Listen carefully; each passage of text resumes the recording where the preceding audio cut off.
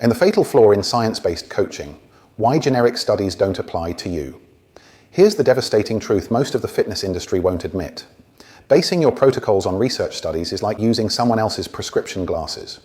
It might seem scientific, but it ignores the most crucial variable in the entire equation: you.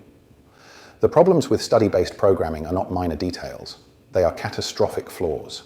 Let me walk you through exactly why the research you're basing your training on is fundamentally broken. Sample size. Irrelevance. The statistical mirage. Most body recomposition studies involve 20-40 university students. If you're trying to understand how 8 billion humans respond to training and nutrition protocols, using 40 university students is like trying to understand British weather by measuring the temperature in a single postcode for 1 week. The conclusion is guaranteed to be flawed. The pharmaceutical industry's double standard. To approve a new drug, the FDA demands phase 3 trials involving 300 to 3,000 participants over multiple years. Even then, phase 4 post-market studies continue monitoring thousands more participants indefinitely.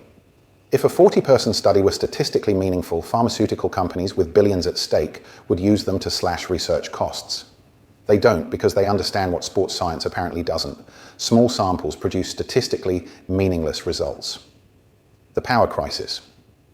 Research in sport and exercise psychology reveals that a substantial proportion of published studies lacks sufficient statistical power to detect meaningful effects.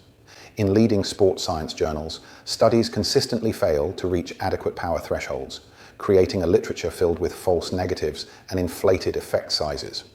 The median sample size in these journals is just 19 participants, a number so small it borders on scientific malpractice. Publication bias. Amplification. Small studies exacerbate publication bias. Studies with small sample sizes may suffer from false positive results and inflated effect sizes, while at the same time failing to detect meaningful small effects. When your sample is inadequate, only the most extreme and likely false results reach statistical significance, creating a literature that misrepresents reality. But here's where it gets even worse. Individual variation, the 4,000% responsiveness chasm. The staggering reality is that between subject variability can be 40-fold greater than the variability caused by manipulating training variables. Think about this. You could have two identical twins following the exact same program, same sets, reps, loads, and nutrition, and one could gain 40 times more muscle than the other. The genetic lottery matters more than any variable a researcher can control. The Heritage Family Study. Revelation. The landmark Heritage study exposed the brutal truth about training responses. After identical 20-week aerobic training programs, 5% of subjects had little or no change in VO2 max, while 5% had increases of 40-50%. This massive variation occurred regardless of age, race, sex, or initial fitness level.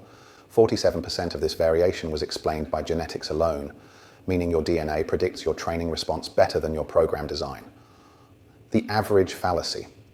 Studies report an average muscle gain of 1.2 kilos, while ignoring that actual results ranged from individuals who lost 2 kilos of muscle to hyper-responders who gained 8 kilos.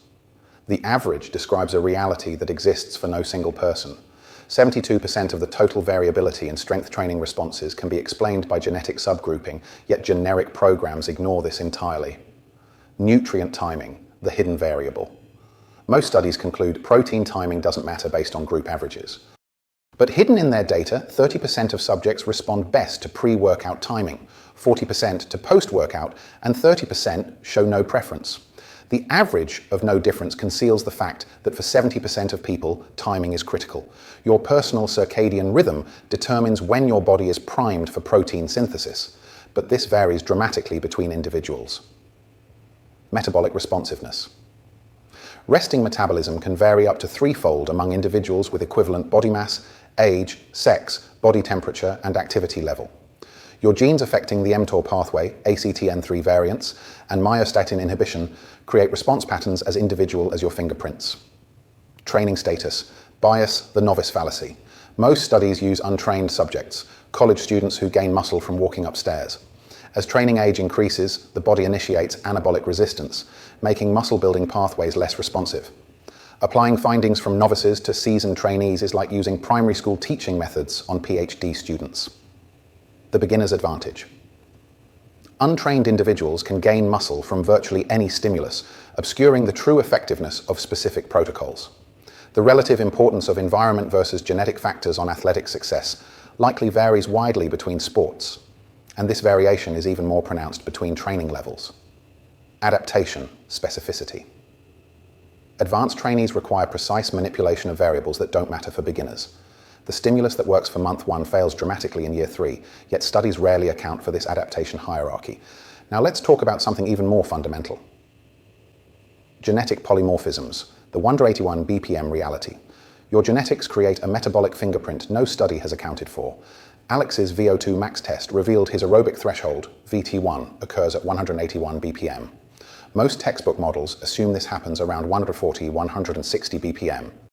Generic heart rate calculators would have him training in the wrong zone, sabotaging his endurance development.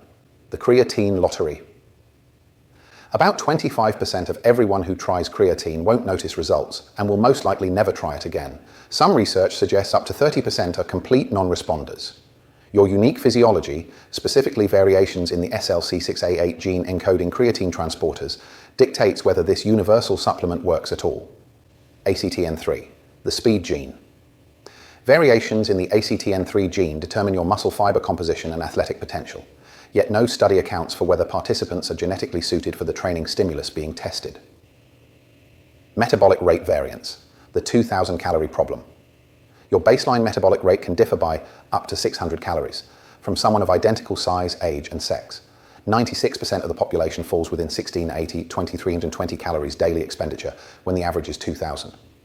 Comparing someone at the 5th percentile with someone at the 95th percentile yields a 600 calorie daily difference, equivalent to 1.2 pounds of fat loss per week. The NEAT nightmare, non-exercise activity. Thermogenesis, NEAT, varies by up to 2,000 calories per day between individuals. If you have a sedentary job and lifestyle, you may only expend 200 NEAT calories per day. If you have a physically demanding job and active lifestyle, NEAT may account for well over 1,000 calories per day. This single factor can exceed the caloric impact of any dietary intervention. The 26% mystery. Even when researchers attempt to control for every known factor affecting metabolic rate, age, sex, body composition, activity level, genetics, over a quarter of the variation between individuals remains completely unexplained. Think about that. After measuring everything science claims matters, more than 25% of why your metabolism differs from someone else's is still a mystery, yet generic formulas pretend to know your exact needs. Organ mass variability. Body mass explains about 66% of the variance in heart mass, but only 48% of the variance in liver mass, 25 to 27% of the variance in kidney mass. Since organs account for 75% of your BMR, and we can't predict organ mass from external characteristics, generic calculations are fundamentally flawed. The supplement wildcard, when universal fails. Even common supplements have highly individual responses. An estimated 20-30% of people are non-responders to creatine, the most researched supplement in sports nutrition. Responders possess the lowest initial levels of creatine plus phosphocreatine, greatest percentage of type 2 fibers, and greatest muscle fiber cross-sectional area. Non-responders had higher preload levels, fewer type 2 muscle fibers, smaller muscle cross-sectional area, and lower fat-free mass. The genetic gatekeepers. Variations in genes like SLC6A8 and SLC22A4 determine whether your body can even transport and utilize creatine. Certain genes are responsible for the transport and uptake of creatine into the cells, and variations in these genes may affect how well an individual responds to supplementation. Generic dosing ignores whether your genetic machinery can actually use what you're taking. The baseline factor. Most creatine non-responders already have a high baseline of creatine levels within their muscle cells, so adding or loading creatine through supplementation doesn't make a difference. Your starting point determines your response, but no generic protocol measures this. Here's perhaps the most damning evidence against study-based approaches. The pharmaceutical double standard, a question of rigor, the FDA's brutal standards. To approve a new drug, regulators demand. Phase 1. 80 participants, safety only. Phase 2, 300 participants, preliminary efficacy. Phase 3, 3,000 participants across multiple centers, definitive efficacy. Phase 4, ongoing monitoring of thousands post-approval. Phase 3 studies involve 300 to 3,000 participants and provide most of the safety data. Because these studies are larger and longer in duration, the results are more likely to show long-term or rare side effects. The billion-dollar question. If a 40-person study were reliable, pharmaceutical companies would use it to save billions in development costs. They don't, because they know it's statistically meaningless. Yet sports science accepts these same sample sizes as sufficient evidence for your training decisions. Risk versus reward. Drugs undergo this scrutiny because lives are at stake. But isn't your athletic potential and years of training equally valuable? Why accept a standard of evidence for your performance that would be rejected for approving aspirin? The bias for headlines. Never let the truth get in the way of a good story. The file draw. Catastrophe. Only 10 out of 48 null results were published, whereas 56 out of 91 studies with strongly significant results made it into a journal.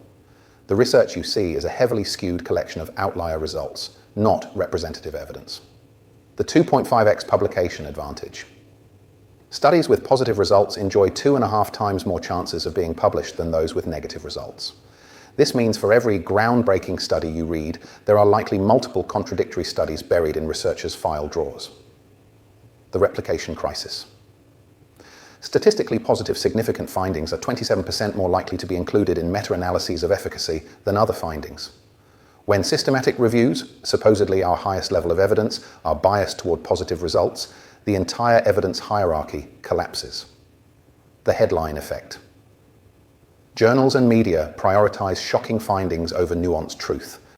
A study showing no significant difference gets buried, while one claiming 300% strength gains gets headlines, regardless of methodological quality or real-world applicability. So what does all this mean for you? The Theorem metabolic philosophy, your performance squared. The evidence is overwhelming. Science-based is not the same as you-based.